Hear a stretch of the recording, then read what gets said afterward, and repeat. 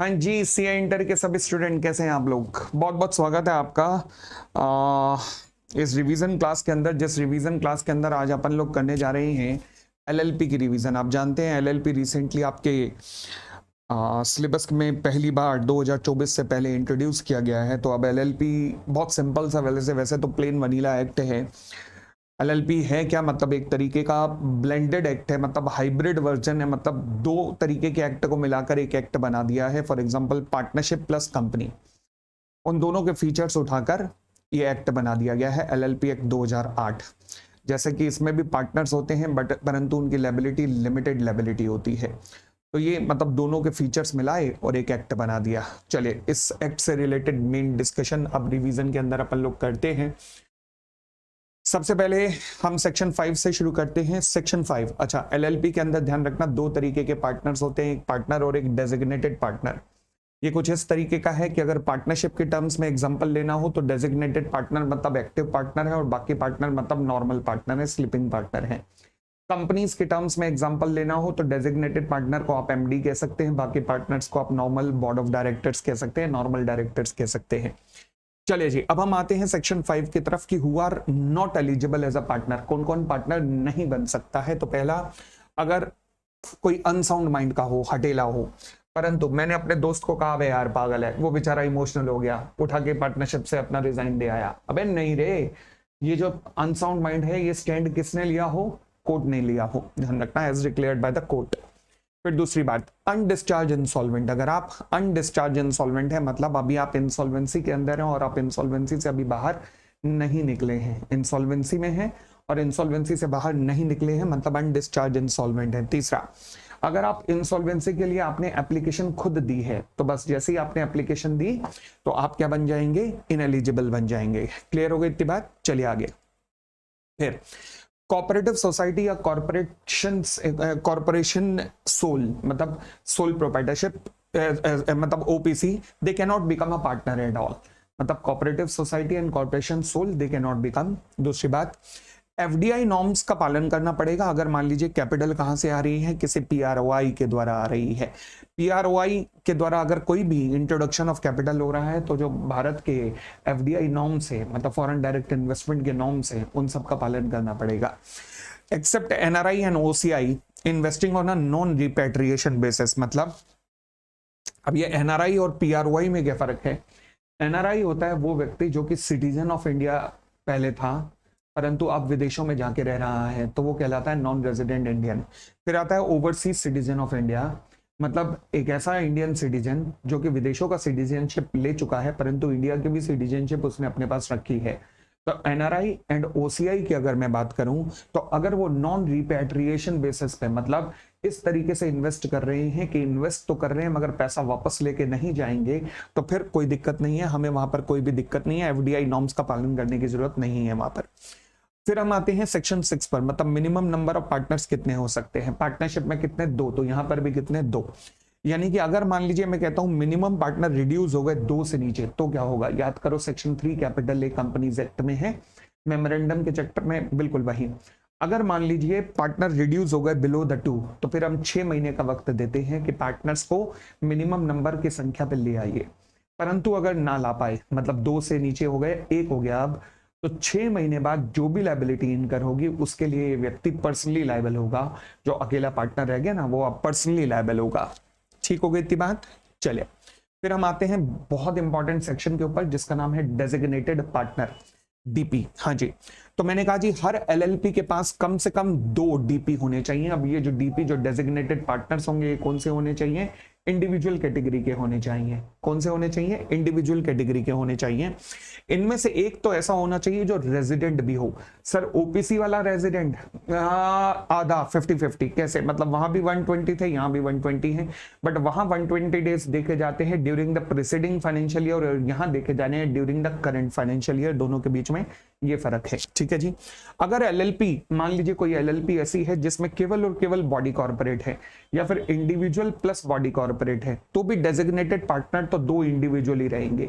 सवाल उठा body corporate में इंडिविजुअल कैसे हो सकते हैं, तो बॉडी कॉर्पोरेट अपने में से किसी को नॉमिनेट कर सकते हैं। मतलब फॉर एग्जांपल कंपनी का एक रिप्रेजेंटेटिव या नॉमिनी, उसका कोई डायरेक्टर भी हो सकता है या कोई और व्यक्ति भी हो सकता है जिसको वो नॉमिनेट करेंगे, तो उनको मिलाकर 2 इंडिविजुअल ही डेजिग्नेटेड पार्टनर कम से कम बनेंगे। ठीक है जी, चलिए। उसके बाद how the DP is appointed, तो डीपी को अपॉइंटेड करने, अपॉइंटमेंट के कितने तरीके होते हैं। पहला तरीका, डीपी का नाम आप मेंशन कर दीजिएगा इनकॉर्पोरेशन डॉक्यूमेंट। जैसे कंपनीज के केस में मेमोरेंडम ऑफ एसोसिएशन होता है, पार्टनरशिप के केस में पार्टनरशिप डीड होती है, वैसे ही एलएलपी के केस में इनकॉर्पोरेशन डॉक्यूमेंट होता है। परंतु अगर इनकॉर्पोरेशन डॉक्यूमेंट में लिखा है कि सारे पार्टनर ही डीपी हैं, तो सारे ही डीपी होंगे भाई, मियां बीबी राजी, तो क्या करेगा लॉ पाजी, ठीक है ना। फिर डीपी का अपॉइंटमेंट कैसे होता है, सबसे पहले तो डीपी का नाम मेंशन किया जाता है as per the LLP agreement के अंदर, ठीक है जी। बट दूसरी बात, क्या कोई भी पार्टनर कभी भी डीपी होने से रुक सकता है, मतलब कह सकता है कि मैं डीपी नहीं हूं। यस, बिल्कुल, सीजेस टू बी डीपी हो सकता है। कैसे, सब कुछ लिखा होगा as per the LLP agreement. मगर एक बात सबसे ज्यादा जरूरी है, वो क्या कि किसी को भी आप डीपी अपॉइंट करना चाहते हो तो पहले उसकी रिटर्न कंसेंट ले लेना। मतलब ऐसा ना हो कि तुम उसे कह रहे हो कि हमने पूछा नहीं है, तुझे बताया है, ऐसा ना हो। मतलब उसकी रिटर्न कंसेंट होना जरूरी है, ठीक है जी। चलिए, अब एलएलपी क्या करेगा, जैसे ही उसकी कंसेंट आएगी, ये कंसेंट उठा के रजिस्ट्रार को फाइल कर दी जाएगी with in 30 days of his appointment. 30 दिन के अंदर अंदर रजिस्ट्रार को फाइल कर दी जाएगी। अब जिस भी व्यक्ति को आप डीपी बनाना चाह रहे हैं, उसके पास एक डी पिन जरूर होना चाहिए। जैसे हर डायरेक्टर के पास डिन नंबर होना चाहिए, वैसे हर डेजिग्नेटेड पार्टनर के पास डी पिन होना चाहिए। डी पिन का मतलब है डेजिग्नेटेड पार्टनर आइडेंटिटी नंबर, ठीक है जी। चलिए और आगे बढ़े।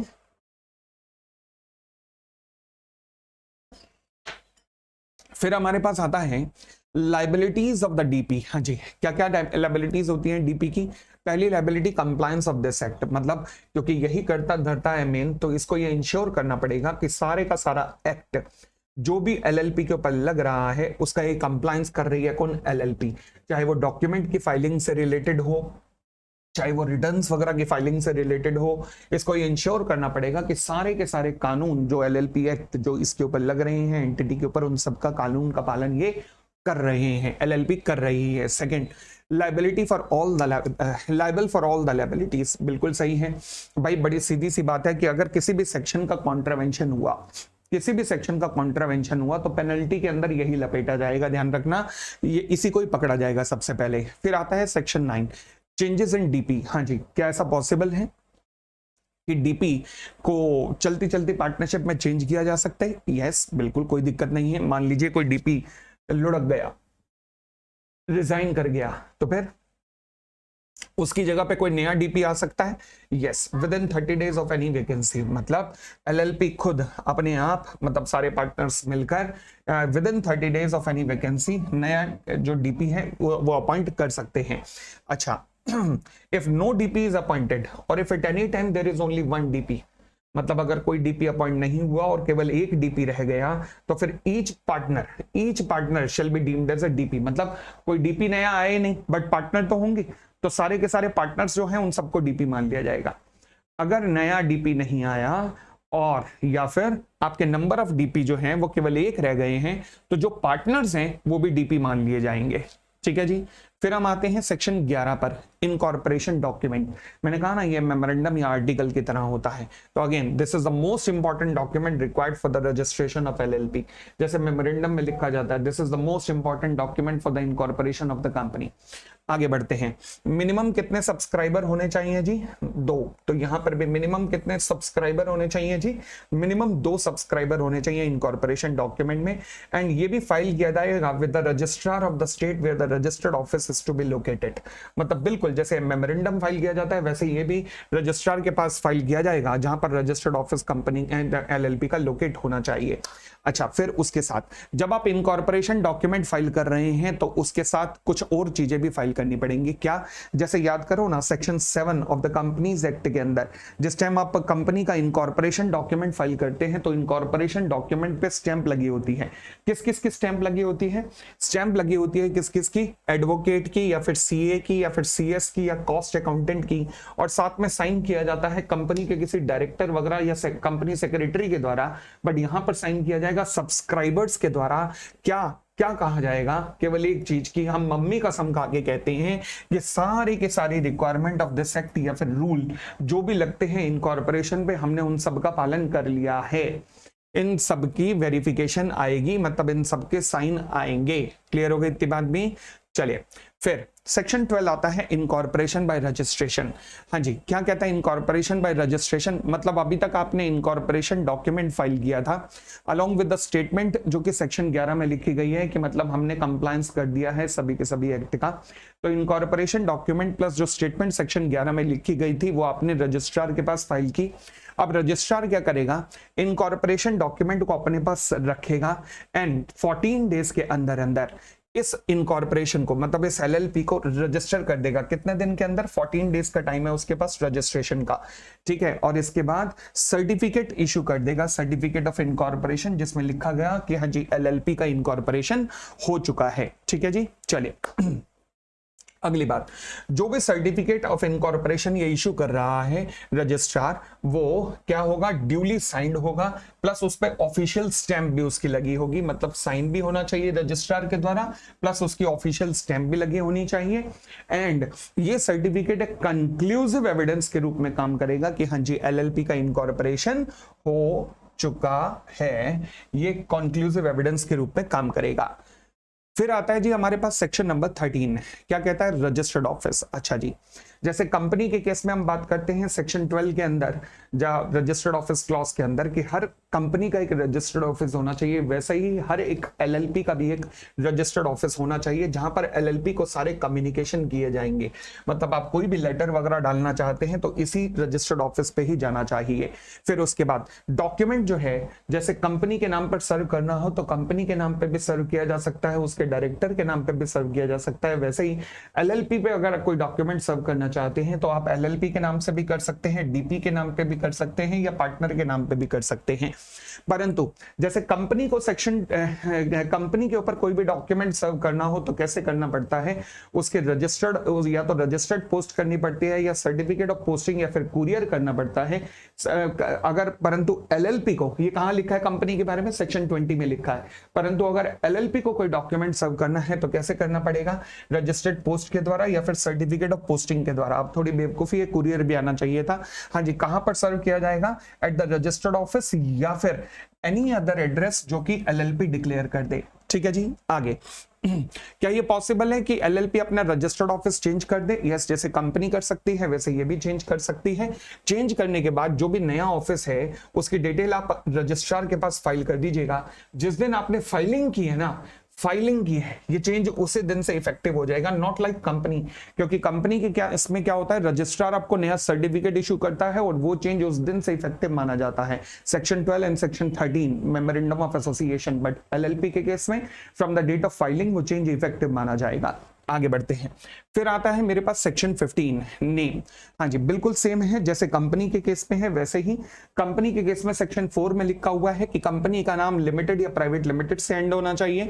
यहां लिखा है सेक्शन 15 के अंदर कि एलएलपी के नाम के आगे या तो लिमिटेड लायबिलिटी पार्टनरशिप या फिर एलएलपी लिखा होना चाहिए। कंपनी में भी कहा गया है कि कंपनी का नाम अनडिजायरेबल नहीं होना चाहिए, आइडेंटिकल भी नहीं होना चाहिए।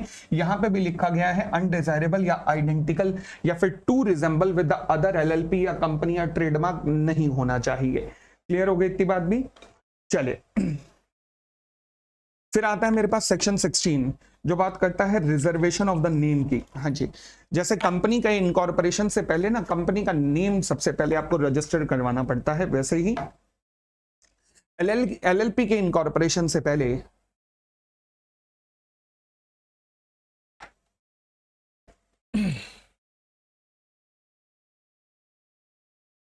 हाँ जी एलएलपी के रजिस्ट्रेशन से पहले एलएलपी का नाम सबसे पहले आपको रजिस्टर्ड करवाना पड़ेगा। ठीक है जी। A person may apply to the registrar for the reservation of the name. अगर नई एलएलपी खोलना चाहते हो तो उसके इनकॉर्पोरेशन से पहले, मतलब प्रपोज्ड एलएलपी, और अगर एग्जिस्टिंग एलएलपी का नाम चेंज करना चाहते हो तो फिर change of the name of the existing LLP से पहले आपको रिजर्वेशन ऑफ द नेम करवाना पड़ेगा। इसके लिए आपको क्या करना पड़ता है, एप्लीकेशन टू रजिस्ट्रार फाइल करनी पड़ती है। अच्छा, रजिस्ट्रार के पास एप्लीकेशन हुआ तो फिर रजिस्ट्रार क्या उस एप्लीकेशन को रिजेक्ट भी कर सकता है? यस। कब रिजेक्ट कर सकता है? उन सिनेरियो में जो कि सेक्शन 15 में दिए गए हैं, मतलब नाम अनडिजायरेबल है या फिर too resemble with the name of any existing company, LLP या फिर ट्रेडमार्क है, ठीक है ना। अदरवाइज रजिस्ट्रार इस नाम को अप्रूव करेगा जो भी प्रपोज किया गया है और उसे रिजर्व कर देगा फॉर द 3 मंथ्स, 3 महीने के लिए उस नाम को रिजर्व कर देगा, ठीक है जी। जैसे कंपनी के केस में नाम रिजर्व कितने दिन के लिए होता है? 20 दिन के लिए या 60 दिन के लिए। नई कंपनी का नाम 20 दिन के लिए और एग्जिस्टिंग कंपनी का नाम चेंज ऑफ नेम के लिए 60 दिन के लिए। यहां पर कितना टाइम लिखा हुआ है? 3 मंथ्स, ठीक है। डिफरेंस देखते जा रहे हो। आगे फिर आता है जी स्टेप्स टू इनकॉर्पोरेट एलएलपी कौन कौन से हैं? हाँ जी, सब स्टेप नंबर 1, सबसे पहले क्या करना पड़ता है? आपको नाम के रिजर्वेशन की एप्लीकेशन फाइल करनी पड़ती है। कौन से फॉर्म में अप्लाई करना पड़ता है? ई फॉर्म 1, जिसके अंदर क्या इंपॉर्टेंस क्या ई फॉर्म 1 की? इसके द्वारा अवेलेबिलिटी ऑफ द नाम सुनिश्चित की जाती है कि हमारी कंपनी का नाम क्या होगा और उसे रिजर्व कर दिया जाता है। फिर उसके बाद नाम रिजर्वेशन करवाने के बाद इनकॉर्पोरेशन ऑफ एलएलपी से रिलेटेड ई फॉर्म 2 फाइल किया जाता है, जिसके द्वारा डिटेल दी जाती है प्रपोज एलएलपी क्या है, बिजनेस क्या करेगी, नाम क्या है, कौन से पार्टनर हैं, कितनी कैपिटल वगैरह है, और डीपी और पार्टनर्स की डिटेल और कंसेंट, देयर कंसेंट फाइल की जाती है। फिर लास्ट फॉर्म आता है एलएलपी एग्रीमेंट, ई फॉर्म 3। ये 30 days of the incorporation of the LLP के अंदर फाइल किया जा सकता है, मतलब पहले फाइल करने की जरूरत नहीं है, करना चाहो कर सकते हो मगर बाद में भी कर सकते हो। उसके बाद आगे आते हैं चेंज ऑफ नेम। हाँ जी, चेंज ऑफ नेम क्या होता है? बिल्कुल ऑलमोस्ट सेम है जैसे कि कंपनीज एक्ट में है सेक्शन 16 एंड सेक्शन 13, बिल्कुल वैसे ही है। अगर आप चेंज ऑफ नेम की एप्लीकेशन फाइल करना चाहते हो तो किसको करोगे? रजिस्ट्रार को फाइल करोगे। मतलब अगर इन एडवर्टेंस या फिर अदरवाइज किसी एलएलपी का नाम किसी दूसरी एलएलपी के नाम से मिलता जुलता है या फिर किसी रजिस्टर्ड ट्रेडमार्क से मिलता जुलता है तो फिर क्या होगा? वो जो दूसरी एलएलपी है वो एप्लीकेशन फाइल कर सकती है, किसको? सीजी को एप्लीकेशन फाइल कर सकती है। सीजी अगर देखती है कि हाँ जी सही में नाम मिलता जुलता है तो वो इस न्यू एलएलपी को आदेश देगी कि अपना नाम चेंज कर दो। कितने महीने में? With in 3 month. बिल्कुल डिप्टो क्या यही का यही section 16 of the companies act में लिखा है? यस, कि 3 महीने के अंदर अंदर इस डायरेक्शन के 3 महीने के अंदर अपना नाम चेंज कर दो। फिर in case of registered trademark, हाँ जी, अगर मैं कहता हूं कि मान लीजिए रजिस्टर्ड ट्रेडमार्क की बात है, यानी कि या फिर दूसरे शब्दों में मान लीजिए अगर आप एग्जिस्टिंग कंपनी और नई एलएलपी एग्जिस्टिंग एलएलपी और नई एलएलपी का नाम वगैरह चेंज करवाना चाहते हैं तो ये एप्लीकेशन कितने टाइम के अंदर जा सकती है? With in 3 years from the incorporation of the new LLP, ध्यान रखना। परंतु नई एलएलपी अगर खुद अपना नाम कभी चेंज करना चाहे तो उसके लिए कोई टाइम लिमिट नहीं है, ठीक है जी। आगे steps after the change of the name. हाँ जी, steps after the change of name. नाम चेंज करने के बाद क्या करना पड़ेगा?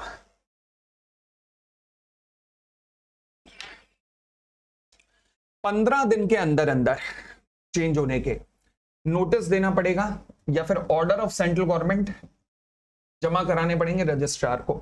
ऑर्डर ऑफ सेंट्रल गवर्नमेंट क्या? क्योंकि पहले ना आप ई फॉर्म 1 फाइल करते हो, ई फॉर्म 1 है जिसके अंदर आप क्या करते हो? जिसके अंदर आप बताते हो कि हमारा ये नया नाम है, सेंट्रल गवर्नमेंट की उस पर अप्रूवल आती है तो इसलिए order of central government registrar को फाइल होगा। फिर रजिस्ट्रार क्या करेगा? नया सर्टिफिकेट इशू करेगा। जिस दिन उसको एप्लीकेशन आएगी उस एप्लीकेशन के 30 दिन के अंदर अंदर वो नया सर्टिफिकेट इशू कर देगा।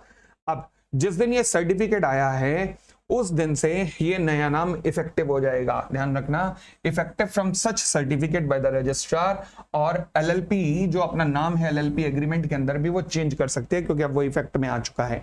अगली बात, default by the LLP in complying the direction of the CG. हाँ जी, अब ये कहता है कि मान लीजिए आप सीजी के आदेश के बावजूद, सीजी ने आपको कहा है कि अपना नाम चेंज कीजिए, आपको 3 महीने में चेंज कर लेना चाहिए, परंतु आपने अभी तक नाम चेंज नहीं किया तो फिर अब सीजी ही आपका नाम चेंज कर सकता है। मतलब सीजी के बिहाफ पर ये कौन एक्सरसाइज करेगा? रजिस्ट्रार। मतलब रजिस्ट्रार अब एलएलपी का नाम चेंज करके बता देगा कि लो जी ये आपका अब नया नाम है। तो यानी कि CG to allot a new name to LLP and registrar इस नए नाम को एंटर कर देगा अपने रजिस्टर में और एक फ्रेश सर्टिफिकेट इशू कर देगा। अब एलएलपी को अगर नाम पसंद नहीं आया तो सेक्शन 16 के अंदर जा फिर जाके दोबारा चेंज करवा, वो जो प्रोसीजर दिया हुआ है वहां पर चेंज करवा ले फिर, ठीक है ना। अदरवाइज तो नया नाम तुम्हारा बताया जा चुका है। फिर section 22 eligibility to be a partner. हाँ जी, कौन कौन पार्टनर बन सकता है? मैंने कहा जी हर वो व्यक्ति जिसने सब्सक्राइब किया है इनकॉर्पोरेशन डॉक्यूमेंट को, वो पार्टनर बन सकता है इनकॉर्पोरेशन होते ही। तो हर वो व्यक्ति जिसने इनकॉर्पोरेशन डॉक्यूमेंट को सब्सक्राइब किया है, उस पर साइन किया है, वो इनकॉर्पोरेशन होते ही एलएलपी का पार्टनर बन सकता है। दूसरी बात, अगर उसके अलावा भी कोई एलएलपी का पार्टनर बनना चाहे तो फिर as per the LLP agreement आप पार्टनर बन सकते हो, कोई दिक्कत नहीं है। अगली बात, फिर हम आते हैं section 23 relationship of the partner. देखो जी, जो भी rights and duties of the partners होंगे ना, वो सब के सब कैसे होंगे, जो कि एलएलपी एग्रीमेंट के अंतर्गत लिखे जाएंगे, सब कुछ वही के वही होंगे। ठीक है जी। एलएलपी एग्रीमेंट हम ऑलरेडी डिस्कशन कर चुके हैं। क्या एलएलपी एग्रीमेंट रजिस्ट्रार के पास फाइल किया जाता है? हाँ जी, बिल्कुल फाइल किया जाता है। आगे, अब यहाँ पे एक इंपॉर्टेंट पॉइंट आता है कि मान लीजिए पार्टनर्स के बीच में एलएलपी शुरू होने से पहले कोई आपस में रिटर्न एग्रीमेंट हुआ था।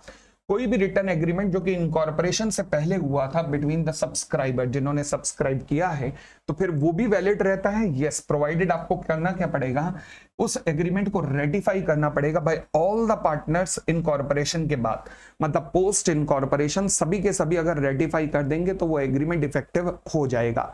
ठीक है जी। आगे मान लीजिए किसी मैटर से रिलेटेड अगर कोई चीज एलएलपी एग्रीमेंट के अंदर नहीं लिखी गई, तो फिर वो चीज कैसे गवर्न होगी? जैसे कंपनी एक्ट में अगर कोई चीज नहीं लिखते तो फिर क्या लग जाता है, टेबल एफ लग जाती है। वैसे ही अगर मान लीजिए पार्टनरशिप एलएलपी एग्रीमेंट में अगर कोई चीज नहीं लिखी गई तो फिर वो चीज कैसे गवर्न होगी? As per the schedule 1 first schedule के द्वारा वो चीज गवर्न की जाएगी। ठीक है जी। आगे बढ़ते हैं। फिर आता है जी मेरे पास section number 24, cessation of the partnership. Cessation मतलब किस तरीके से कोई व्यक्ति पार्टनर होना रुक सकता है। तो पार्टनर से रुकने के दो तरीके हैं, मतलब पार्टनरशिप से रुकने के पहला जो पार्टनरशिप एग्रीमेंट में दिए गए हैं सेसेशन के तरीके, आप उस तरीके से सेसेशन कर सकते हो। मतलब उसमें जो भी तरीका दिया हुआ है कि कंसेंट ऑफ ऑल चाहिए या क्या चाहिए, तो उस तरीके से आप सेसेशन कर सकते हो। और दूसरा तरीका है by notice to the partners, बाकी पार्टनर्स को नोटिस दे दीजिए कम से कम 30 दिन का, और उस नोटिस के द्वारा भी आपका सेसेशन हो सकता है। इसके अलावा सेसेशन के डिफरेंट मोड्स कौन कौन से हैं, मतलब कुछ कंटिजेंसी या घटनाओं के घटने पे भी सेसेशन हो सकता है, जैसे कि डीयू का आईडी, डी मतलब डेथ के केस में, अनसाउंड माइंड के केस में, आई मतलब इंसॉल्वेंसी अगर आपकी डिक्लेयर हो गई है और अभी तक आप इंसॉल्वेंट हो, और या फिर आपने खुद अप्लाई किया इंसॉल्वेंसी के लिए, या फिर डिसोल्यूशन ऑफ द एलएलपी पर। ठीक है जी। आगे, अब अगर कोई व्यक्ति पार्टनर होना रुक जाता है तो उसके कॉन्सिक्वेंसेस क्या होंगे? वो व्यक्ति क्या कहलाएगा? फॉर्मर पार्टनर कहलाएगा। क्या कहलाएगा? Farmer partner. और क्या मैं कह सकता हूं कि जितने उसके पुराने पाप हैं, मतलब जब तक वो पार्टनर था उन लायबिलिटीज के लिए तो वो लायबल रहेगा ही रहेगा, परंतु अपने जाने के बाद भी लायबल रहेगा है। हाँ, जब तक कि वो सभी व्यक्ति जो कि डील करते हैं एलएलपी से, लाइक कंपनी के एलएलपी के क्रेडिटर्स, उनको इस बात का नोटिस जारी नहीं हो जाएगा, मतलब पब्लिक नोटिस जारी नहीं हो जाएगा, या फिर जब तक सेसेशन का नोटिस रजिस्ट्रार को डिलीवर नहीं हो जाएगा तब तक वो सबको लायबल है। ध्यान रखना, सबको लायबल है जो एलएलपी से डील करता है। ठीक है जी। अगली बात, liability of the former partner. देखो जी, ऐसा है, अगर आपने नोटिस दे भी दिया, रजिस्ट्रार को इन्फॉर्म कर भी दिया, तो भी आपके जाने से पहले की जो लायबिलिटी थी उसके लिए तो you shall continue to remain liable, उसके लिए तो आप लायबल रहोगे ही रहोगे।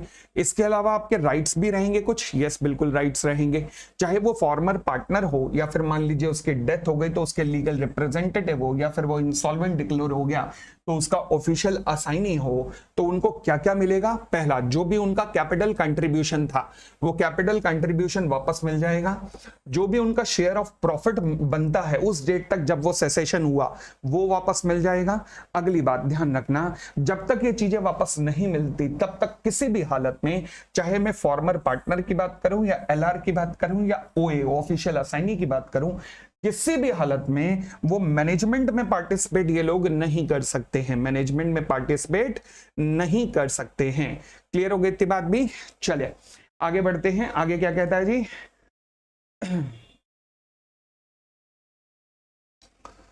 तो मेरा अगला सेक्शन 25 क्या कहता है? कहता है registration of the change in the partner. मान लीजिए अगर कोई भी पार्टनर की कोई भी डिटेल चेंज होती है, से फॉर एग्जांपल या तो वो अपना नाम चेंज करवाता है या फिर अपना एड्रेस चेंज करवाता है, तो 15 दिन के अंदर अंदर पार्टनर इसके इंटीमेशन किसको दे देगा? LLP को। लो जी, 15 दिन के अंदर वो इसकी इंटीमेशन किसको दे देगा? LLP को। फिर LLP क्या करेगा? जैसे ही उसे ये इंटीमेशन मिलेगा उसके 30 दिन के अंदर अंदर वो इसकी सूचना किसके पास जारी कर देगा? रजिस्ट्रार के पास जारी कर देगा। अच्छा, किस बात की सूचना जारी करेगा 30 दिन के अंदर रजिस्ट्रार का इनके पास? अगर मान लीजिए कोई पार्टनर सीजे से ऐसा पार्टनर होता है, मतलब पार्टनर होना रुक जाता है उसकी भी, या फिर किसी पार्टनर का नाम या एड्रेस वगैरह चेंज होता है, तो इस चीज की भी सूचना पार्टनर ने LLP को दी और LLP ये सूचना रजिस्ट्रार को देता है। परंतु अगर पार्टनर को लगता है कि उसने ये सूचना LLP को सबमिट कर दी, परंतु LLP इतनी निकम्मी है कि शायद वो आगे ये सूचना रजिस्ट्रार को फाइल ना करे, तो पार्टनर क्या कर सकता है? वो खुद भी फाइल कर सकता है नोटिस विद द रजिस्ट्रार, यानी कि वो खुद भी रजिस्ट्रार के पास सबमिट कर सकता है। अच्छा, ऐसा क्यों कर रहा है पार्टनर? क्योंकि वो जब तक सीजेस, खासकर सीजेस के केस में, जब तक वो रजिस्ट्रार के पास नोटिस नहीं पहुंचाएगा तब तक वो पूरी दुनिया को लायबल रहेगा ना। इसलिए अगर उसे शक होता है कि शायद LLP इसे आगे फॉरवर्ड ना करे, तो वो खुद भी कर सकता है, खुद भी फॉरवर्ड कर सकता है किसको? रजिस्ट्रार को। अगर उसके पास रीजनेबल कॉस्ट टू बिलीव है, क्या है? रीजनेबल कॉस्ट टू बिलीव कि LLP शायद इसे फाइल ना करे रजिस्ट्रार के पास। अच्छा, अब जब पार्टनर ने मान लीजिए रजिस्ट्रार को दे दिया, अब रजिस्ट्रार क्या करेगा? कंफर्मेशन प्राप्त करेगा किससे? LLP से। बट अगर ये कंफर्मेशन प्राप्त करने की जरूरत नहीं है, अगर मान लीजिए LLP ऑलरेडी फाइल कर चुका है, तो ठीक है ना, तो अब रजिस्ट्रार ने LLP से कंफर्मेशन ली, इस कंफर्मेशन पे LLP का 15 दिन हो गए परंतु कोई जवाब नहीं आया, तो रजिस्ट्रार बस इसे रिकॉर्ड कर देगा LLP cessation of the partner हो चुका है। फिर उसके बाद सेक्शन 26 क्या बात करता है? सेक्शन 26 कहता है LLP के अंदर हर पार्टनर जो है एजेंट के रूप में काम करता है, LLP के एजेंट के रूप में। जैसे हम म्यूचुअल एजेंसी का कॉन्सेप्ट पार्टनरशिप में पढ़ते थे ना, कि हर पार्टनर जो है वो दूसरे पार्टनर्स का एजेंट होता है, परंतु LLP में हर पार्टनर किसका एजेंट होता है? LLP का। यानी कि पार्टनर के द्वारा किए गए काम के लिए लायबल कौन होता है? LLP लायबल होती है। फिर सेक्शन 27, हाँ जी, ये क्या कहता है? कहता है LLP अपने पार्टनर के द्वारा किए गए काम के लिए लायबल होती है। जी हाँ, LLP अपने पार्टनर के द्वारा किए गए काम के लिए लायबल होगी, क्योंकि हर पार्टनर उसका एजेंट है, तो इसलिए LLP उसके द्वारा किए गए काम के लिए लायबल होगी। अगर पार्टनर के पास वो काम करने की अथॉरिटी थी तो। दूसरा, जो पर्सन डील कर रहा था LLP से, वो ये जानता था कि पार्टनर के पास ये अथॉरिटी है, और वो ये भी बिलीव कर रहा था कि ये पार्टनर भी है, यानी कि वो जानता था कि भैया इस पार्टनर के पास ये अथॉरिटी, इस व्यक्ति के पास ये अथॉरिटी है एंड ये पार्टनर है। सबसे बड़ी दिक्कत तब आती है जब पार्टनर्स का सेसेशन हो जाए और सेसेशन होके भी वो LLP का नाम लेके लोगों से डील करे, तो वहां पर क्या मैं कह सकता हूं कि LLP लायबल रहेगी? यस, LLP उस पार्टनर के द्वारा किए गए काम से लायबल रहेगी। अगर मान लीजिए जो person dealing with the LLP है वो तो यही जानता है कि he has the authority and he believe in to be a partner, क्योंकि अभी तक कोई पब्लिक नोटिस तो जारी हुआ नहीं है इस बात का, ठीक है ना। चलिए आगे बढ़ते हैं। अब ये सबसेक्शन 2 नीचे लिखा हुआ है, इसके बाद लिखा हुआ है, फिलहाल सबसेक्शन 3 पे आइएगा। अगर कोई भी LLP की लायबिलिटी अराइज होती है किसी आउटसाइडर वगैरह को ये पार्टनर के द्वारा किए गए काम के लिए, तो फिर LLP की लायबिलिटी कहां से मेट की जाएगी? उसकी एसेट्स में से, मतलब उसके कैश और बैंक बैलेंस में से ही मेट की जाएगी। फिर नेक्स्ट सबसेक्शन 2 क्या कहता है? कहता है जी LLP is liable, LLP liable होगी अगर if the partner of the LLP is liable to any person due to any wrongful act। मतलब अगर मान लीजिए किसी पार्टनर के किसी गलत काम के कारण, किसी गलत के कारण काम के कारण अगर वो पार्टनर लायबल हो जाता है, तो वो पार्टनर की लायबिलिटी जो है वो LLP की लायबिलिटी रहेगी। मतलब अगर आपने मान लीजिए किसी के साथ गलत किया या फिर ओमिशन कर दिया in the business of the LLP, तो लायबल कौन है? पार्टनर। मतलब पार्टनर का मतलब लायबल कौन है? LLP। यानी कि अगर पार्टनर लायबल है तो पार्टनर लायबल होने का मतलब क्या है कि भैया इसका मतलब है कि LLP ही लायबल है। ठीक हो गई इतनी बात? चलिए और आगे बढ़ते हैं। फिर आता है extent of liability of the partners. जैसे कि हम जानते हैं कि कंपनीज के केस में हर मेंबर की लायबिलिटी लिमिटेड होती है to the extent of the number of shares held by him. Similarly partnership के केस में हर पार्टनर की लायबिलिटी अनलिमिटेड होती है। अब सवाल उठा एलएलपी में क्या होता है, तो लॉ कहता है partner is not personally liable. भाई साहब पहले तो अनलिमिटेड लायबिलिटी का कॉन्सेप्ट यहां पर नहीं लगता है। अच्छा, अगर मान लीजिए पार्टनर कोई ऐसा रॉन्गफुल एक्ट करे या फिर ओमिशन करे, और तो फिर क्या वो पर्सनली लायबल हो सकता है? यस, तो फिर वो पर्सनली लायबल हो सकता है। कमिटेड बाय पार्टनर कोई रॉन्गफुल एक्ट या ओमिशन करे, तो कमिटेड बाय, अगर पार्टनर कुछ कमिट करे then he shall be held personally liable, क्योंकि फिर तो उसने गलत किया है ना समाज के साथ भी। However other partner shall not इनकर एनी पर्सनल लायबिलिटी, तो ध्यान रखना बाकी पार्टनर्स की पर्सनल लायबिलिटी नहीं होगी। अच्छा, तो होगा कैसे? पिछले प्रोविजन में तो मैंने कहा कि अगर कोई रॉन्गफुल एक्ट या ओमिशन होता है तो पार्टनर ने जो किया उसके लिए एलएलपी लायबल है। देखो जी होता क्या है होगा ये कि एलएलपी आउटसाइडर को लायबल होगी, बट क्योंकि किसी पार्टनर ने रॉन्गफुल एक्ट या ओमिशन किया है तो एलएलपी उस पार्टनर से रिकवर करेगी जिसने ये काम किया है। बाकी पार्टनर्स की लायबिलिटी नहीं रहेगी, उसी पार्टनर से रिकवर किया जाएगा। बट आउटसाइडर को कौन, क्रेडिटर को कौन लायबल होगा? एलएलपी लायबल होगी। क्लियर हो गई इतनी बात? और आगे बढ़ते हैं।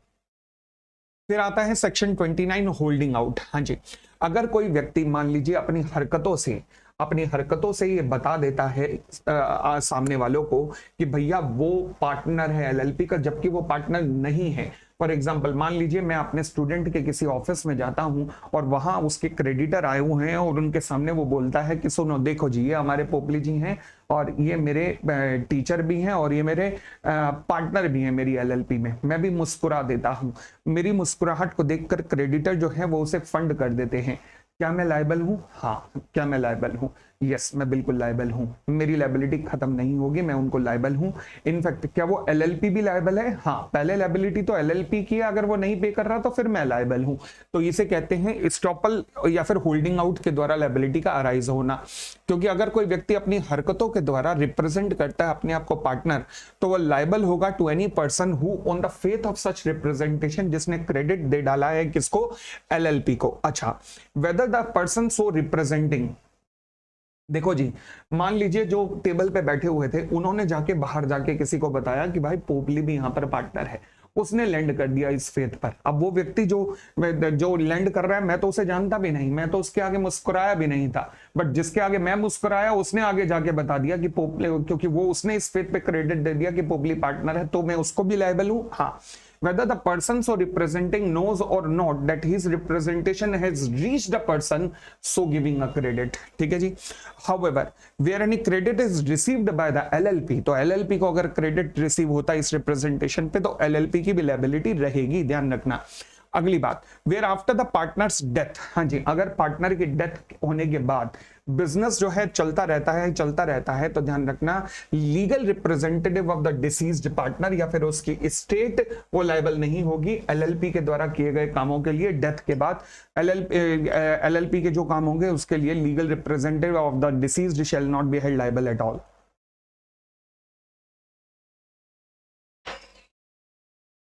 और आगे बढ़ सकते हैं, चलिए सेक्शन 30। अब हम बात करते हैं अनलिमिटेड लायबिलिटीज की। हाँ जी, अनलिमिटेड लायबिलिटी कब होती है? देखो जी, लायबिलिटी चाहे मैं एलएलपी की कहूं या फिर उसके पार्टनर्स की कहूं, तो वो अनलिमिटेड कब हो सकती है? अगर वो फ्रॉड की कोई घटना को अंजाम देते हैं या फिर उनका बिजनेस ही फ्रॉडुलेंट पर्पस से बनाया गया है। तो दोबारा बोल दूं, अगर या तो वो फ्रॉड करते हैं या फिर पूरे का पूरा बिजनेस ही फ्रॉडुलेंट पर्पस से बनाया गया है, तो वो उनकी लायबिलिटी अनलिमिटेड लायबिलिटी होगी। अगली बात, क्या एलएलपी अपनी अनलिमिटेड लायबिलिटी से एस्केप कर सकती है? यस, अगर एलएलपी ये एस्टेब्लिश कर सके कि that such act was committed without any knowledge of the LLP या फिर अथॉरिटी ऑफ द एलएलपी, ये किसी पार्टनर ने जानबूझकर खुद किया, अकेले पर्सनल कैपेसिटी में किया, एलएलपी का कोई भी इन्वॉल्वमेंट नहीं है, तो एलएलपी अपनी लायबिलिटी से बच सकती है। आगे बढ़ते हैं, परंतु अगर ये प्रूव हो गया कि एलएलपी ही ये बिजनेस कर रही है फ्रॉडुलेंट पर्पस से, एलएलपी ही बिजनेस कर रही है फ्रॉडुलेंट पर्पस से, तो हर वो व्यक्ति जो कि इन्वॉल्व है उसको इम्प्रिजनमेंट होगी 5 साल तक की, प्लस फाइन लग सकता है मिनिमम 50,000 रुपए से मैक्सिमम 5 लाख रुपए तक का फाइन लग सकता है। इन एडिशन इसके अलावा ध्यान रखना, चाहे एलएलपी हो, चाहे पार्टनर हो, चाहे उसके डेजिग्नेटेड पार्टनर हो, चाहे उसके एम्प्लॉयज हो, they shall be liable to compensate the loss suffered by the other person. मतलब जितना लॉस सफर किया है वो भी बियर करना पड़ेगा। एंड परंतु एलएलपी चाहे तो अपनी लायबिलिटी से बच सकती है। यस, एक चीज प्रूव कर दो कि ये जो पार्टनर है, ये जो डीपी है, ये जो एम्प्लॉय है, इन्होंने विदाउट द अथॉरिटी और नॉलेज ऑफ द एलएलपी ये जो कांड है या जो गुल खिलाए हैं, without knowledge of the LLP खिलाए हैं। ठीक है जी, आगे बढ़ते हैं। Section 31 whistle blower. हाँ जी, एक एलएलपी ने फ्रॉड किया, गड़बड़ किया, 3 पार्टनर थे ए बी सी। सी जो है वो सरकारी गवाह बन गया, उसने बता दिया कि मैं दोषी नहीं हूं भाई साहब, मैं तो निर्दोष था, मुझे तो बहकाया है ए और बी ने, मैं तो नया नया था। क्या सी की सजा कम हो सकती है? यस। क्या ए और बी को लपेटा जाएगा? यस। क्यों? क्योंकि सी जो है सरकारी गवाह बन चुका है। अच्छा क्या कहता है जी सेक्शन 30, सेक्शन 31 क्या कहता है? क्या कहता है पढ़िएगा।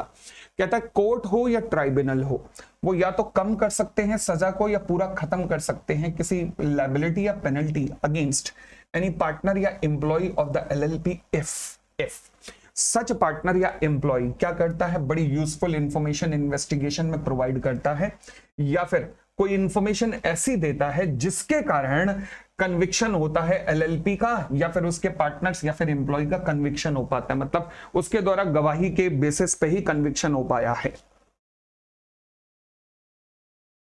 ठीक है, अब सवाल उठा इसे लपेट देंगे फिर तो वो पकड़ के, ना ना ना ना। अब लॉ क्या कहता है? कहता है ऐसा किसी भी पार्टनर या एम्प्लॉय को ना तो डिमोट किया जाएगा, DSTH, मतलब ना डिमोट, ना सस्पेंड, ना थ्रेटन, ना हैरेसमेंट होगा, मियरली बिकॉज कि उसने ये इंफॉर्मेशन प्रोवाइड की है। मतलब उसकी सुरक्षा करने का काम कौन कर रहा है? कोर्ट या फिर ट्राइब्यूनल कर रहा है। चलिए जी, फिर हम आते हैं सेक्शन 32 की तरफ, जो बात करता है फॉर्म्स ऑफ कंट्रीब्यूशन, यानी कि कैपिटल। अगर एलएलपी के बिजनेस में कैपिटल लाई जाए तो कैपिटल किस किस तरीके से लाई जा सकती है? भाई सब जो तुम्हारे दिमाग में आ रहा है सब तरीके, टेंजिबल, इंटेंजिबल, मूवेबल, इमूवेबल, या फिर अदर बेनिफिट्स की फॉर्म में भी लाई जा सकती है। फिर कहता है जी monetary value of the contribution, जो भी कंट्रीब्यूशन आप लाए हो उसकी जो मॉनेटरी वैल्यू है वो अकाउंट्स में एंटर्ड होगी, प्लस डिस्क्लोजर होगा in the accounts of the LLP के अंदर। चलिए जी, फिर आता है जी मेरा सेक्शन 33 ऑब्लिगेशन टू कंट्रीब्यूट। हाँ जी देखो जी, एलएलपी एग्रीमेंट को चेक करो, उसके अंदर एक पॉइंट लिखा होगा कैपिटल कंट्रीब्यूशन। जितना कंट्रीब्यूशन लिखा है हर पार्टनर को चाहे तो उसके बराबर मनी लाना पड़ेगा, या प्रॉपर्टी लानी पड़ेगी, या फिर वो सर्विसेज परफॉर्म करनी पड़ेंगी जो भी वहां लिखा है। फॉर एग्जांपल लिखा हुआ है कि एक पार्टनर जो है फर्म के लिए क्रेडिट अरेंज करेगा, तो ये काम कर, क्योंकि एलएलपी एग्रीमेंट में लिखा गया है। प्रॉपर्टी लाने का काम है वो करो, मनी लाने का काम है वो करो, ठीक है ना। चलिए, फिर कहता है क्रेडिटर। मान लीजिए किसी क्रेडिटर ने किसी पार्टनर को देखकर क्रेडिट दिया। फॉर एग्जांपल मान लीजिए ए बी सी 3 पार्टनर थे, ए मनी लाया, बी प्रॉपर्टी लाया, सी ने कहा मैं क्रेडिट अरेंज करूंगा। राम जो कि क्रेडिटर था उसने सी के, क्योंकि वो सी को जानता था, वो नहीं जानता था सी एलएलपी के लिए क्रेडिट ले रहा है, तो उसने सी के नाम पे क्रेडिट दे दिया। अब क्या ऐसा हो सकता है राम एलएलपी के ऊपर केस ना करके केवल उस सी के ऊपर केस करे? यस, पॉसिबल है। यानी कि क्रेडिटर जिसने क्रेडिट एक्सटेंड किया है तो वो एक्शन ले सकता है ऑब्लिगेशन का against the partner without notice of compromise between the partner of the LLP. अगर मुझे इस मतलब अगर उस क्रेडिटर को नॉलेज नहीं थी कि इनके बीच में एक पार्टनरशिप एग्रीमेंट या एलएलपी एग्रीमेंट एग्जिस्ट करता है। ठीक है जी, चलिए फिर आता है section 34 maintenance of the books. याद करो जी, सेक्शन 128 में अगर कंपनीज की बुक्स ऑफ अकाउंट्स की बात करूं तो कैसे मेंटेन होती है? केवल एक्रूअल बेसिस पर। परंतु 34 कहता है कि एलएलपी के केस में एक्रूअल बेसिस भी हो सकती है, कैश बेसिस भी हो सकती है, जैसे मर्जी करो, एंड प्लस वो डबल एंट्री सिस्टम पर होनी चाहिए। 128 में जैसे है वैसे यहां पर भी है कि ये books of account registered office पे मेंटेन होनी चाहिए।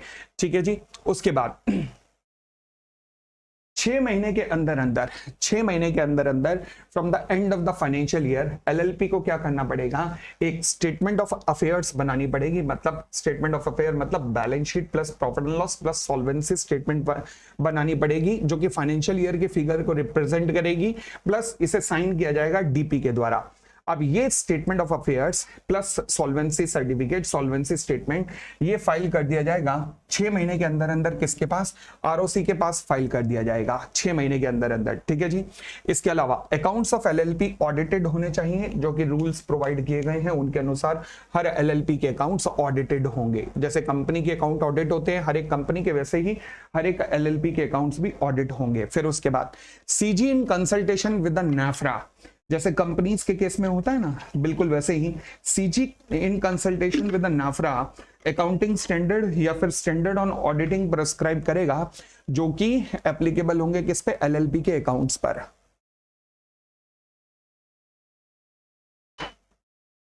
फिर आता है जी मेरा सेक्शन 35 एनुअल रिटर्न। याद करो जी, कंपनीज एक्ट का सेक्शन 92। एनुअल रिटर्न कब फाइल होती है, जब भी एजीएम होती है, तो एजीएम के 60 डेज के अंदर। अब यहां पर तो एजीएम है नहीं, तो यहां पर कब फाइल करनी पड़ती है आपको एनुअल रिटर्न, 60 डेज के अंदर अंदर from the closure of the financial year. ठीक हो गई इतनी बात। चलिए, जो एनुअल रिटर्न होती है वो प्रॉपर साइन की जाती है, यस। तो यहां पर भी ड्यूली ऑथेंटिकेट होगी, यस। किसको फाइल होती है, रजिस्ट्रार को। तो यहां पे भी किसको फाइल होगी, रजिस्ट्रार को।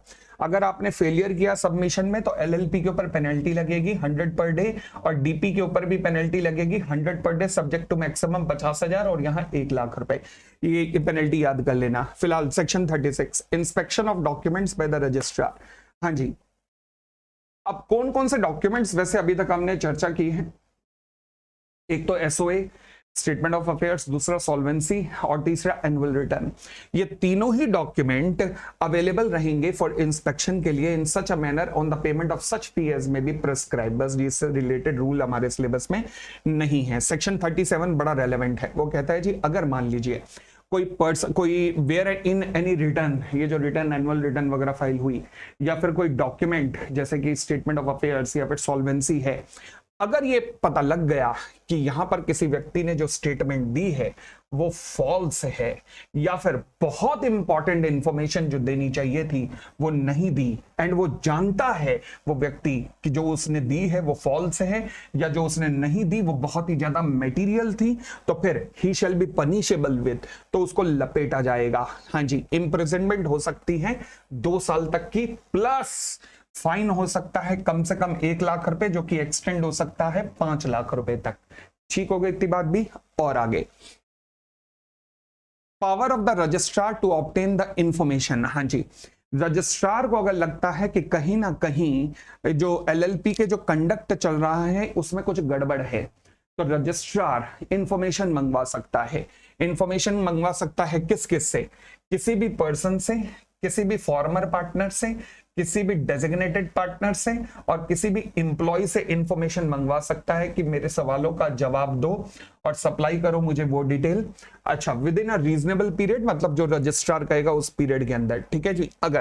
अगर मान लीजिए जिन व्यक्तियों से रजिस्ट्रार ने पूछा, अगर वो कोई रिप्लाई नहीं देते हैं with in a reasonable time, या फिर वो जवाब देते हैं मगर रजिस्ट्रार उनके जवाब से सेटिस्फाई नहीं होता है कि आपका जवाब सही नहीं है, तो फिर रजिस्ट्रार क्या करेगा, उनका समन करेगा। समन करके मतलब अपने पास बुलाएगा कि उनको पेश किया जाए। याद है अभी एक मुख्यमंत्री को भी बुलाया गया था, वो पेश नहीं हुए, तो फिर मेरे सामने अपीयर हो बिफोर हिम, और या फिर किसी इंस्पेक्टर के सामने या फिर किसी पब्लिक ऑफिसर के सामने प्रेजेंट हो, और हम आपसे कुछ सवाल पूछेंगे जिनका जवाब आपको देना पड़ेगा। परंतु अगर ये व्यक्ति अपीयर नहीं हुआ, तो फिर इसके ऊपर पेनल्टी लगेगी। कितनी, मिनिमम 2,000 रुपए से लेकर मैक्सिमम 25,000 रुपए की पेनल्टी लगेगी। अब आप कह सकते हो सर उन मुख्यमंत्री को तो फिर जेल हो गई। वो जेल इसलिए हुई क्योंकि वो पीएमएलए था, ये एलएलपी है।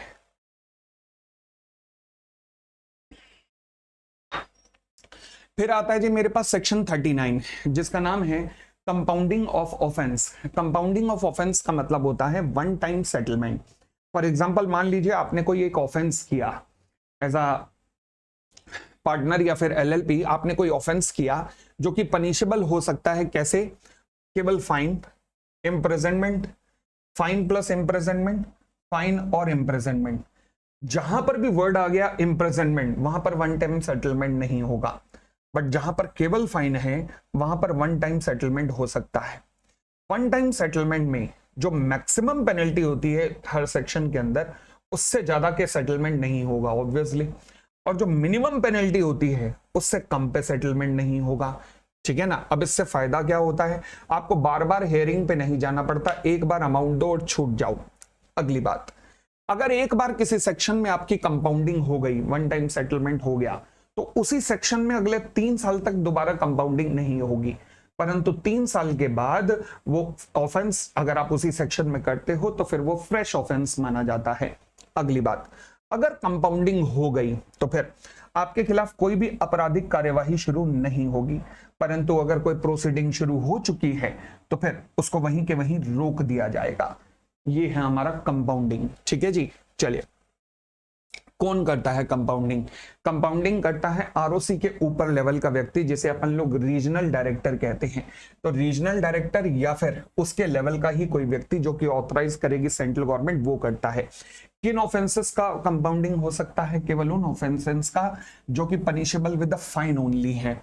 अमाउंट ऑफ कंपाउंडिंग क्या हो सकता है? मिनिमम से कम नहीं होना चाहिए और मैक्सिमम से ज्यादा नहीं होना चाहिए। बाकी ये ऑफिसर डिसाइड करेगा क्या अमाउंट वो डिसाइड कर सकता है। चलिए, no offence no compounding for the same offence within 3 years. 3 साल के बाद वो फ्रेश ऑफेंस मान लिया जाता है। कंपाउंडिंग के लिए एप्लीकेशन कैसे देते हैं? देखो जी, एप्लीकेशन एलएलपी या फिर डीपी या फिर पार्टनर किसको सबमिट करेंगे? रजिस्ट्रार को। रजिस्ट्रार उस जो एप्लीकेशन आई है उसे फॉरवर्ड करेगा किसको? रीजनल डायरेक्टर को, और साथ में अपने कमेंट जरूर देगा। ठीक है ना। अब रीजनल डायरेक्टर अगर इस कंपाउंडिंग के एप्लीकेशन को अप्रूव कर देता है तो फिर कंपाउंडिंग हो जाएगी, और कंपाउंडिंग होने के बाद एलएलपी या पार्टनर या डीपी को इन्फॉर्म कर देगा, और जैसे ही उन्हें सूचना मिलेगी रीजनल डायरेक्टर ने अप्रूवल दे दिया है, तो उसके 7 दिन के अंदर अंदर ये पहुंचा देंगे ये लेटर, जो भी रजिस्ट्रार का, जो भी रीजनल डायरेक्टर का लेटर आया है, ये रजिस्ट्रार को इन्फॉर्म कर देंगे कि हाँ जी सर, हमारा मुबारक हो मुबारक हो मुबारक हो, हमें अप्रूवल मिल गया है, हमारी कंपाउंडिंग हो चुकी है। अब रजिस्ट्रार क्या करेगा? रजिस्ट्रार क्या करेगा? देखो जी, अगर तो प्रोसिक्यूशन की कार्यवाही शुरू नहीं हुई तो वो इंश्योर करेगा कि ना शुरू हो, परंतु अगर प्रोसिक्यूशन शुरू हो चुका है तो रजिस्ट्रार जो है नोटिस में लेकर आएगा, कोर्ट या ट्राइब्यूनल के दिमाग में लेके आएगा कि सर जी देखो जी, कंपाउंडिंग हो चुकी है, अब इस कार्यवाही को आगे मत बढ़ाओ, और उस बंदे को वहीं डिस्चार्ज कर दिया जाएगा। ठीक है जी। बट एक पावर है रीजनल डायरेक्टर की, वो क्या? रीजनल डायरेक्टर जब कंपाउंडिंग कर रहा होगा तो कंपाउंडिंग करते हुए अगर उसे कोई इंफॉर्मेशन एक्सप्लेनेशन वगैरह चाहिए किससे, इस एलएलपी से, इस डीपी से, इस पार्टनर से, या उनके किसी इंप्लॉय वगैरह से, तो वो डॉक्यूमेंट वगैरह रीजनल डायरेक्टर मंगा सकता है। उसके पास ये अथॉरिटी है रीजनल डायरेक्टर के पास ये सारी इंफॉर्मेशन मंगवाने की। ठीक है जी। हाँ जी, हमारे नेक्स्ट सेक्शन का नाम है partners transferable interest. Transferable interest का मतलब क्या होता है? से फॉर एग्जांपल, पार्टनरशिप एक्ट में आपको फाउंडेशन लेवल पे पढ़ाया गया था कि मान लीजिए मैंने एज अ पार्टनर किसी आउटसाइडर से लोन लिया। अब आउटसाइडर से लोन लेने के बाद मैंने उसको प्रॉमिस किया कि मैं जो भी प्रॉफिट कमाऊंगा पार्टनरशिप में वो सारा प्रॉफिट मैं तुझे दे दूंगा। इसे कहते हैं ट्रांसफरेबल इंटरेस्ट। ठीक है। तो पार्टनरशिप एक्ट में ऐसा अलाउ नहीं था जब तक कि consent of all the partners ना मिल जाए, और अगर आप फिर भी कर देते थे बिना कंसेंट लिए तो फिर पार्टनरशिप का डिसोल्यूशन भी हो सकता था। कंपनीज एक्ट में आते हैं। कंपनीज एक्ट में कोई भी मेंबर अपने शेयर्स ट्रांसफर कर सकता है, पब्लिक कंपनी में फ्रीली और प्राइवेट कंपनी में कुछ रेस्ट्रिक्शंस हो सकती हैं। अब आते हैं एलएलपी पे, दोनों का कॉम्बिनेशन मिलाते हैं। पहली बात, ट्रांसफर ऑफ इंटरेस्ट अलाउ है, कोई दिक्कत नहीं है, बट जिसको आप ट्रांसफर कर रहे हो वो मैनेजमेंट में पार्टिसिपेट नहीं कर सकता, वो बुक्स ऑफ अकाउंट्स एक्सेस नहीं कर सकता। बस इतनी सी रेस्ट्रिक्शन है, बाकी हमें कोई दिक्कत नहीं है। ठीक है ना। चलिए, राइट ऑफ द पार्टनर, यानी कि पार्टनर्स का जो अधिकार है अपना प्रॉफिट एंड लॉस लेने का या फिर जो अपनी एसेट्स को डिस्ट्रीब्यूशन पे रिसीव करने का, वो ट्रांसफरेबल है। अच्छा, any such transfer does not cause the dissolution या वाइंडिंग अप नहीं होगा, बट जो ट्रांसफरी है या जो असाइनी है shall not have a right to participate in the management or access the information or conduct the activities, यानी कि एलएलपी एक्टिविटीज कंडक्ट नहीं कर सकता, उसकी इंफॉर्मेशन वगैरह एक्सेस नहीं कर सकता, ना ही मैनेजमेंट में पार्टिसिपेट कर सकता है।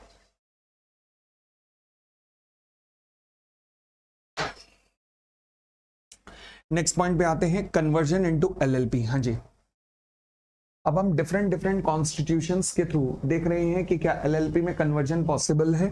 पहली बात, क्या कोई पार्टनरशिप फॉर्म एलएलपी में कन्वर्ट हो सकती है, क्या कोई प्राइवेट लिमिटेड एलएलपी में कन्वर्ट हो सकती है, या कोई अनलिस्टेड कंपनी प्राइवेट लिमिटेड में कंपनी में कन्वर्ट हो सकती है।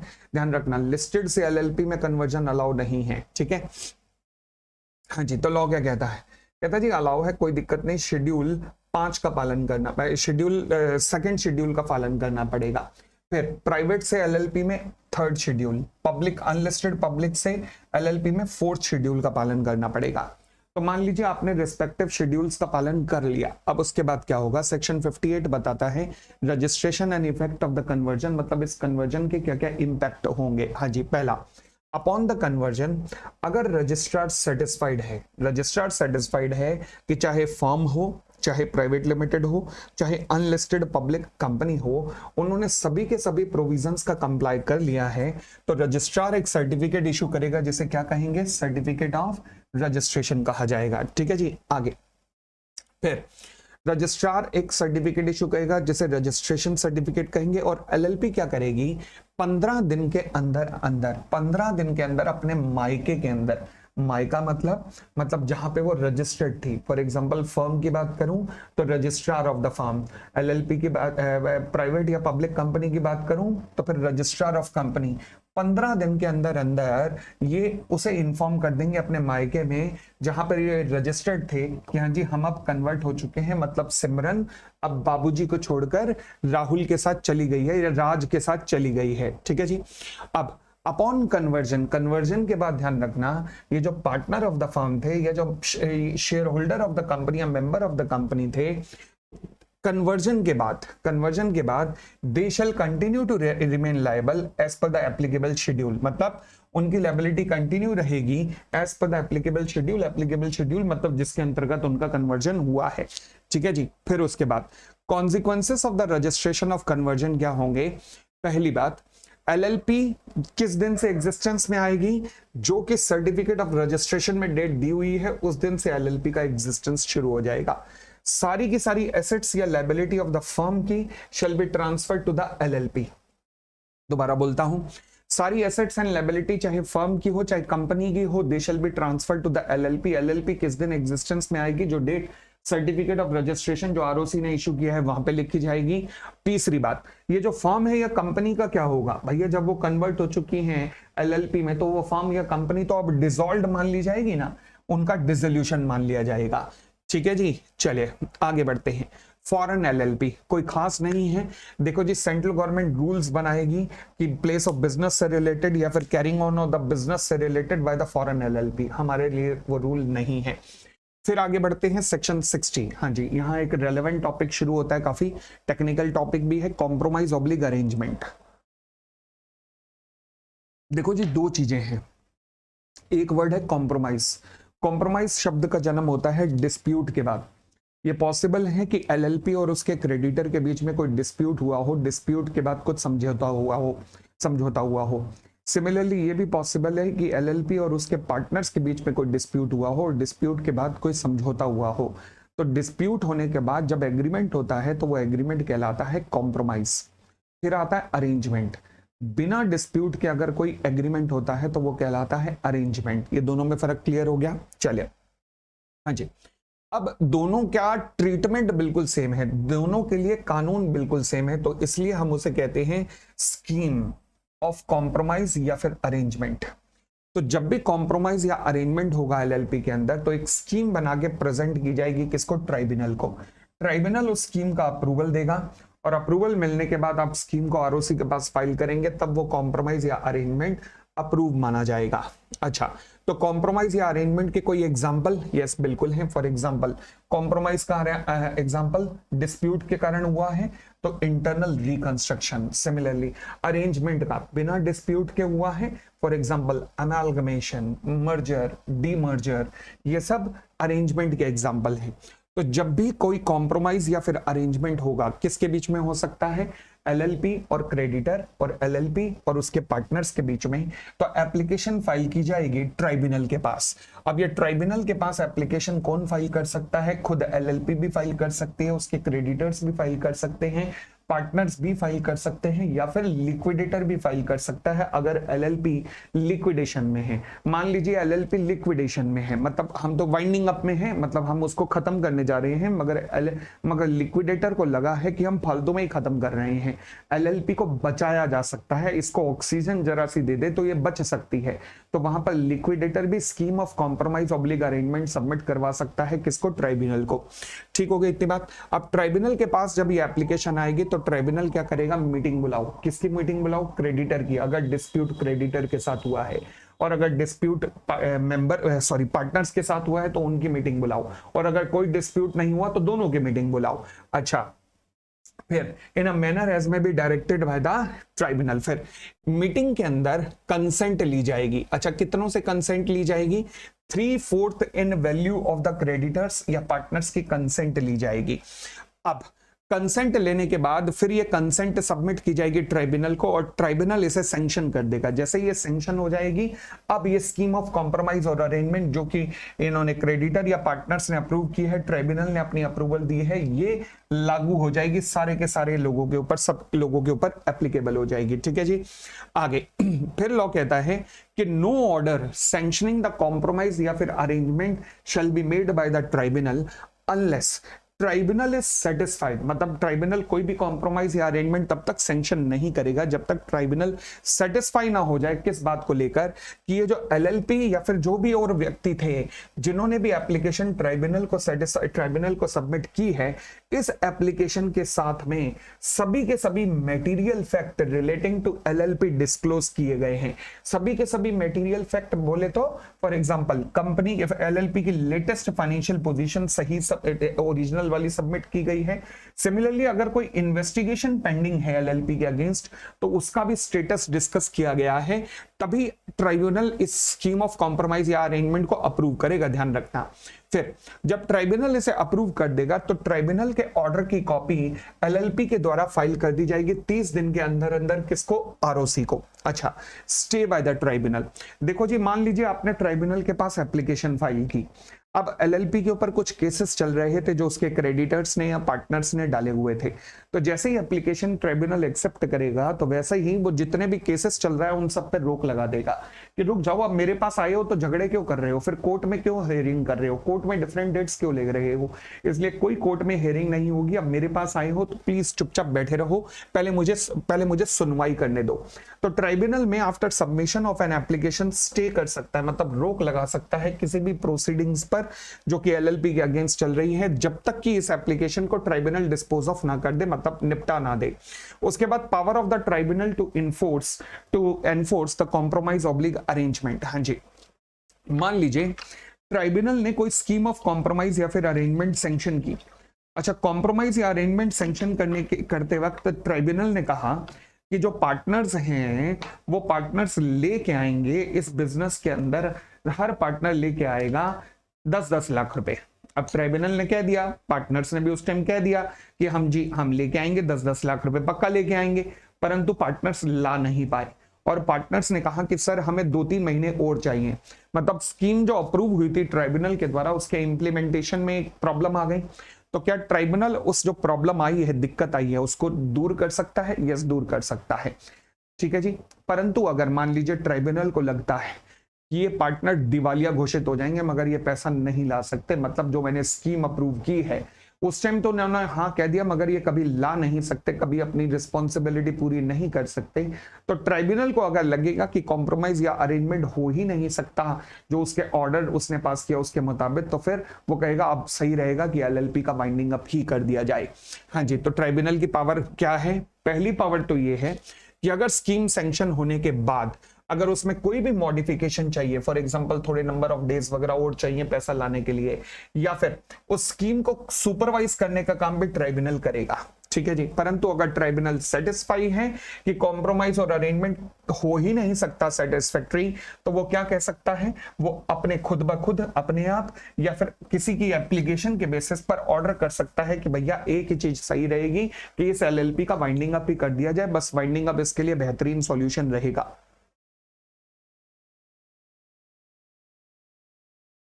चलिए उसके बाद आगे आते हैं provision for facilitating the reconstruction और अमेलगमेशन। देखो जी, चाहे मैं रिकंस्ट्रक्शन की बात करूं, इंटरनल रिकंस्ट्रक्शन नहीं, मैं नॉर्मल रिकंस्ट्रक्शन की बात कर रहा हूं, external reconstruction. For example LLP जो है अभी तक जो बिजनेस करती थी वो टेक्सटाइल का करती थी, परंतु अब वो बिजनेस जो है वो और भी बिजनेस अपने साथ जोड़ने जा रही है, ठीक है, एक्सपेंशन ऑफ बिजनेस करने जा रही है, या फिर अमेलगमेशन किसी और के साथ अमेलगमेट होने जा रही है। ये दोनों के दोनों सेक्शन 60 में भी कवर होते हैं, परंतु सेक्शन 62 कहता है कि इन दोनों के लिए सेक्शन 60 तो लगेगा ही लगेगा, पूरा लगेगा, मगर इन दोनों के लिए कुछ और स्पेसिफिक प्रोविजन है जो कि 62 में मेंशन है।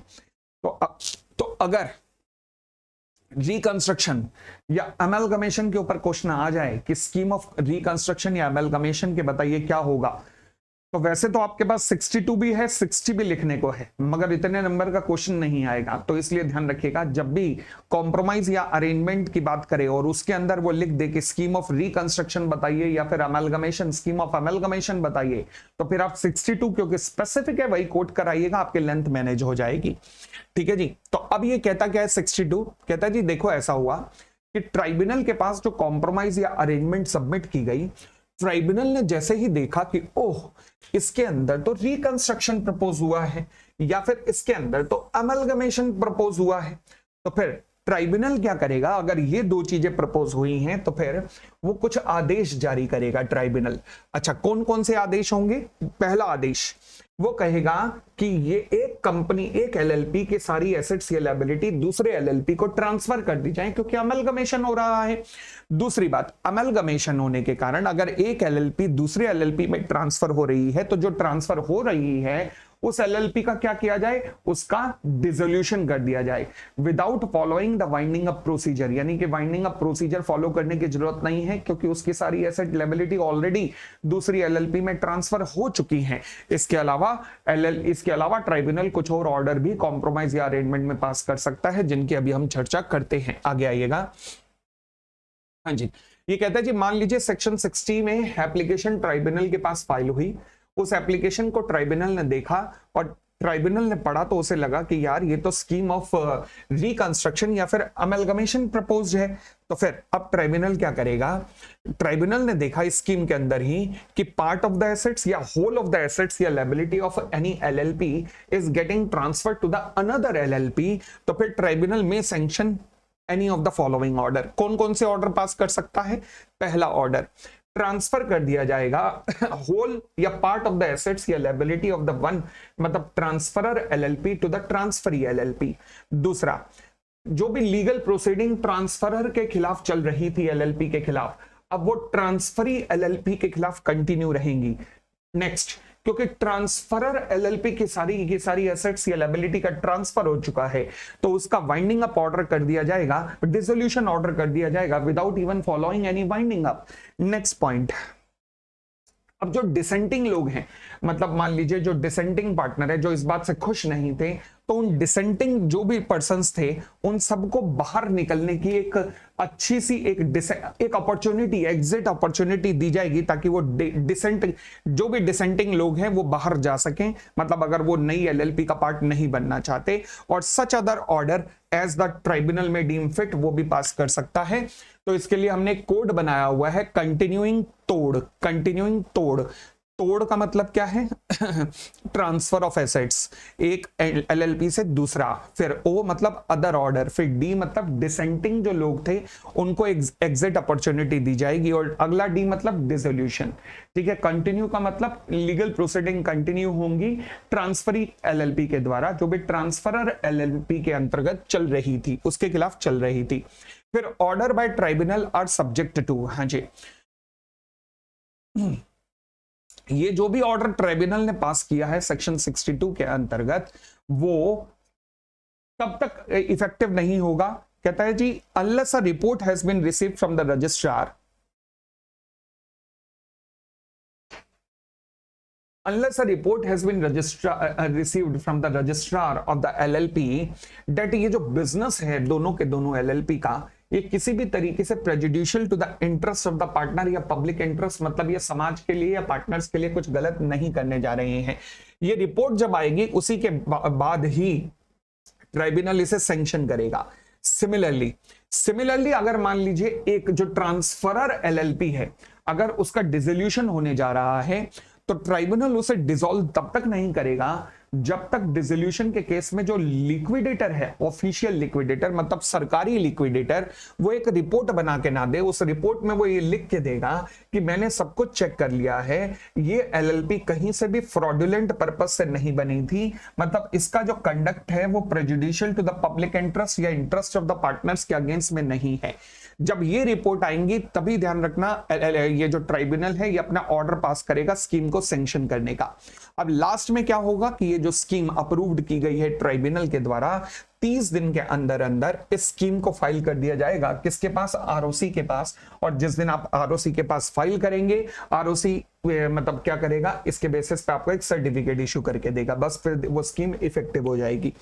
अब आता है मेरा आखिरी section called as winding up and dissolution. देखो जी, वाइंडिंग अप की अगर मैं बात करता हूं तो वाइंडिंग अप अपनी इच्छा से वॉलेंटरी भी हो सकता है या फिर ट्राइब्यूनल के द्वारा भी हो सकता है, ठीक है जी। बट जब चाहे वॉलेंटरी हो चाहे ट्राइब्यूनल के द्वारा हो, वाइंडिंग अप में होता क्या है कि LLP की सारी एसेट्स या लायबिलिटीज को, एसेट्स को बेचा जाता है और बेच के जो पैसा आता है उससे लायबिलिटी को पे ऑफ कर दिया जाता है। जब सारी की सारी एसेट्स खत्म हो जाएंगी, लायबिलिटी खत्म हो जाएगी, तो आप ट्राइब्यूनल के पास जाते हो और बताते हो कि जी सब खत्म हो गया, तो ट्राइब्यूनल उसके बेसिस पे एक ऑर्डर पास करता है जिसे कहते हैं डिसोल्यूशन। ठीक हो गई इतनी बात भी? चलिए, अब LLP कब कब डिसॉल्व हो सकती है? पहली बात, अगर LLP ने खुद ही डिसीजन ले लिया, मतलब पार्टनर्स ने एग्री कर लिया सबने कि भाई हम डिसॉल्व होना चाहते हैं, तो बात खत्म। अगर मान लीजिए 6 महीने से ऊपर हो गए हैं मगर पार्टनर एक ही मिनिमम से नीचे चले गए हैं तो भी डिसॉल्व हो चुकी है। अगर मान लीजिए LLP अपने क्रेडिटर्स को पे करने की हालत में नहीं है तो भी, अगर LLP देश की एकता, सॉवेरेनिटी एंड इंटीग्रिटी, एकता और अखंडता के खिलाफ, देश की या किसी स्टेट की एकता व अखंडता के खिलाफ काम कर रही है तो भी उसका वाइंडिंग अप किया जा सकता है।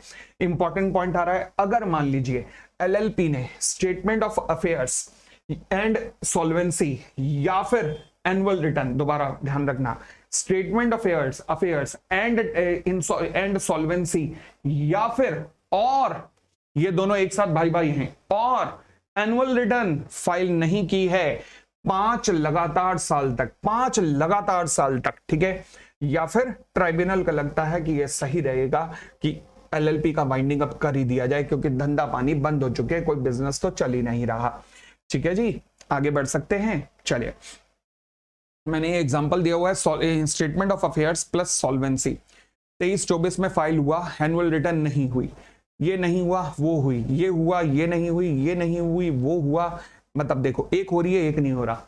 मैंने तो लिखा है कि दोनों में से कोई भी एक में डिफॉल्ट हुआ लगातार 5 साल तक, तो दोनों में से कोई भी एक डिफॉल्ट है, यस, दोनों में से कोई भी एक डिफॉल्ट है, यस, और अगर लगातार 5 साल तक है, 5 कंसेक्यूटिव बन गए, तो बस वाइंडिंग अप की पिटीशन फाइल की जा सकती है।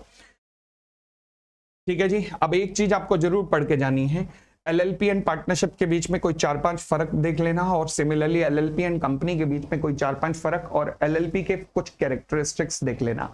बस ये लड्डू गोपाल जैसी चीजें मैं आपके लिए दे रहा हूं। बाकी ये था पूरा LLP। बहुत बहुत शुभकामनाएं आपको आपकी तैयारी के लिए। Thank you, thanks a lot, bye bye.